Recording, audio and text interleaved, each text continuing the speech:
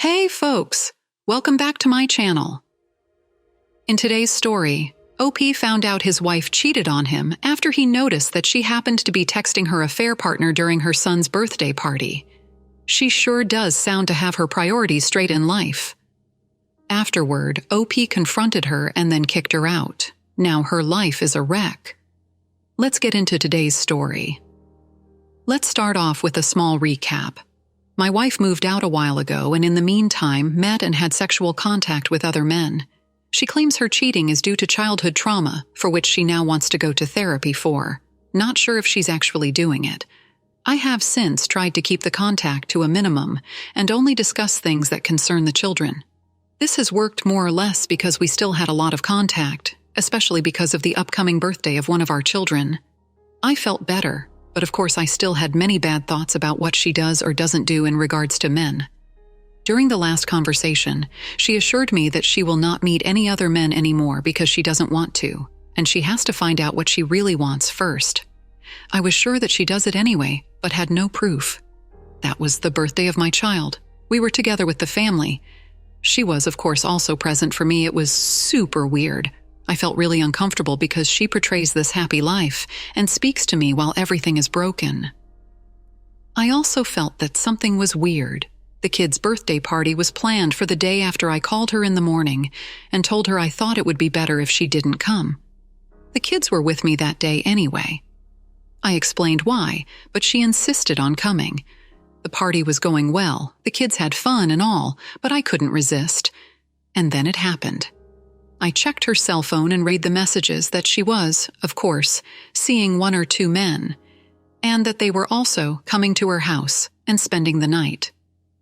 I must say that I mentioned several times that I didn't want my children to sleep in the same bed where she was doing things with men. She agreed with me and said she didn't want that either. In an angry reaction, I told her to leave the party when she asked why. I told her that I had read her messages. After that, it escalated a bit. She was angry because I had disregarded her privacy. I didn't care. I told her how she can be so dishonest and that she should leave.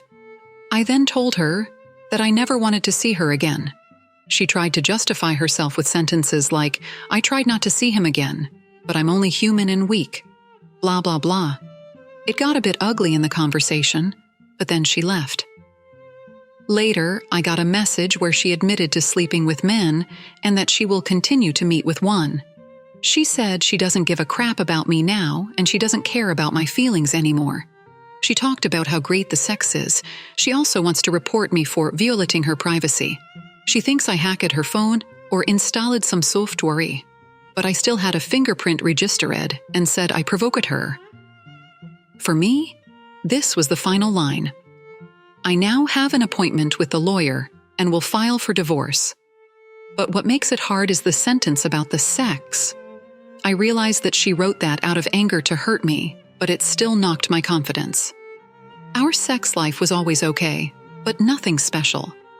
I was her first, and she was always rather reserved to discovering her own sexual passion, and had also mentioned earlier that she liked her experience. I'm also afraid that now it will come to an ugly divorce, and it will be more of a rose war. Also, regarding the children and the fact that they will eventually see their mother with another man, I had a conversation yesterday with my daughter close to 10 years old, who doesn't want to be with her mother because she feels uncomfortable there. She was sad because she wants her mother to move back in. I tried to explain to her why that is not going to happen. I told her that it has nothing to do with the children, that Mom still loves her and that I love her more than anything and will always be there for her. I'm not sure how much I can tell my daughter something like she is dating other men. I think is rather wrong to say. I am also really scared about the future and how I'll feel, how my kids will be. How long will it take me to get over my wife, etc. Update. After thinking more about the situation, I realized I wanted to limit personal contact to an absolute minimum and do only what is necessary because of the children and started to follow through. A couple of weeks ago, I had planned a ski weekend with my kids just before we left. One of my kids started making a scene because they didn't want to clean up the room. This led to discussions and to the point that the child said they didn't want to go with me and want to stay with their mother. So I told the child to call their mother and clarify it. Of course, it wasn't an option because of work and who knows what else. I was very emotionally charged at this time because I was really looking forward to the weekend, and so were the kids. And because I still blame my soon-to-be ex for the shattered situation and how my kids feel. I had talked several times with the child about how they feel, and of course they're doing really bad with it. Quite the opposite of what their mother thinks, that it must have no effect on the children. Anyway, I then took the phone because I wanted a confirmation of what is now the matter. It got a little out of hand again because I expressed to my soon-to-be ex what I think about it and why it happened. She hung up on me and I sent her a one-line email with the words, "You can hang up, but that doesn't change the truth." The whole thing was like before an emotional act on my side. Meanwhile, I managed to let the situation cool down first and then react. This, in turn, triggered a very long answer from her. Also, definitely emotionally written, in which she described her truths.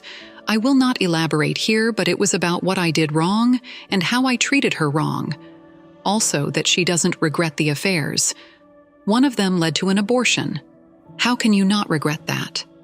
So again, completely trying to shift the blame and responsibility onto me also, and this is the critical point. She wrote, "The truth is that I don't want you in my life anymore, and I am ready to divorce you." I took the opportunity to respond to her BS and present things objectively, to show her what kind of bubble she's living in. And I took the opportunity to point out to her that she's going to get a letter from my lawyer soon anyway, about the divorce. I explained to her in detail and objectively why I have no more hope for us, and then came the answer. "I did not intend to divorce, but apparently you have planned and organized everything. I did not care and I did not go further into it by replying.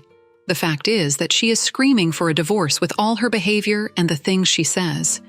Maybe not in the illusory world that she has built up, because according to her, she thinks we would probably stay married and be a family with everything that belongs to it. But she may continue to see other men. This has shown me that she is absolutely not aware of what she has done and has not reckoned with the consequences. Presumably, she must have been shocked by my information.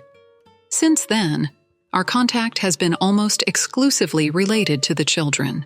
I have set up an app with a shared calendar and through which we can communicate child-related things. Some time passed, and I was again with the children for 1.5 weeks on a ski vacation, and we had a great time. In this first week, I reckon that she got the letter from my lawyer. Since I heard nothing the whole time on Friday, 2 weeks ago, came the expected reaction. She wrote a text message that said she had received the letter and would read everything very carefully. I could literally feel her anger. She then made a few comments about the content, which showed me that she was very emotionally charged. She probably thought at the beginning that I was just making an empty threat, and now she has seen that this is not the case.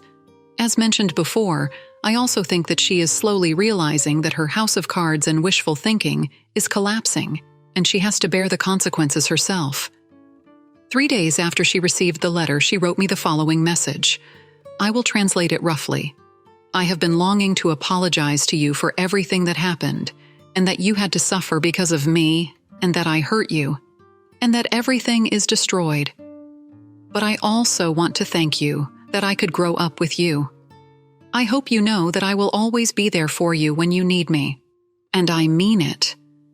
Since we didn't make it as a couple, I would be very happy if we could be parents for the children. Thank you. What should I even think about this? What is she apologizing for? For everything. Of course, that makes it easy to not have to reflect properly, so she doesn't have to deal with what she did and still hopes for forgiveness from me. She is always there for me, thanking me for growing up again. Obviously, she hasn't learned the most important lesson: how to handle crises. And by that, I mean the initial marriage crisis that probably triggered this, and after which she ended up in a continuous downward spiral. She clearly wants absolution from me. I don't think she is waiting for an answer from me. I think it's more that she has now said the things she wanted to say and thinks she can now feel better about it. She also said that at one point, she will now start to try to see things more positively. Basically, what I said to her for years, and now she's doing it as she already destroyed our family. And because of the report for abuse of privacy, she has at some point claimed that she went to the police, but she will not report me. Of course not, because she was probably told that she has nothing in hand and would only make a fool of herself. The divorce itself is initiated, but it takes between 6 to 12 months until the whole thing is through. What do you think? Should I answer? Or rather not? It's not about wanting to save the marriage somehow. I don't see any hope for it. Here's another update. A week ago I had written, and now I need advice again. I am struggling hard and I'm just hurt and angry against my deepest desire for revenge. I have not responded to the message of my soon-to-be ex last week because of the advice here. But the whole thing just won't let me go. I am sure she is living her life right now and is happy. I am finally out of the marriage, and I filed for divorce, which she probably wanted for a long time. She probably even has a new relationship already. I got my oldest child a cell phone with which the kids can call me when I'm out of the house and whatnot. On it is also the number of their mother stored because otherwise the kids use the home phone, which is much more expensive. Now, it happened that my eldest has tried to call their mother, who has not picked up the soon-to-be ex, then later sent a text message to the kid's phone asking who the number belongs to. At 10 p.m., the cell phone was called with a suppressed number and 3 minutes later from their mother. So since I don't think my ex knows how to suppress the number, she was not alone. In addition, I contacted her Saturday through the co-parenting app because she had forgotten to do something kids-related.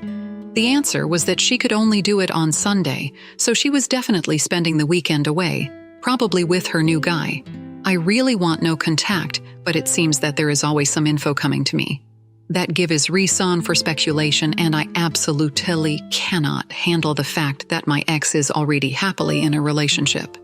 She has no right to it, in my opinion, while the kids and I suffer. This is killing me, and I don't know how to deal with it. I don't want this to constantly haunt me and make me feel bad because I'm triggered everywhere. I'm probably additionally so angry because I know that as a divorced male with 3 kids, it's virtually impossible to meet a woman. I know because I tried, even though I don't think I am ready. I also tried without stating that I have kids, which works better. But sure, that won't lead to a real relationship. Of course, she has no problem finding someone as a good-looking and naive young mother.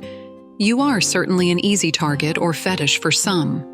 I doubt that most of them want something serious, but just take advantage of it. How do you deal with it? How do I change my mindset and not care about her anymore? Why do I love and hate her at the same time? Here are my thoughts on the situation. Your mind is still in the early stage that is confused, angry, frustrated, and sad, as well as other waves of emotions. It does not matter if she is in a relationship or not. Eventually you will be in one as well. It seems you have not changed your ideal mental identity of her to a more accurate identity.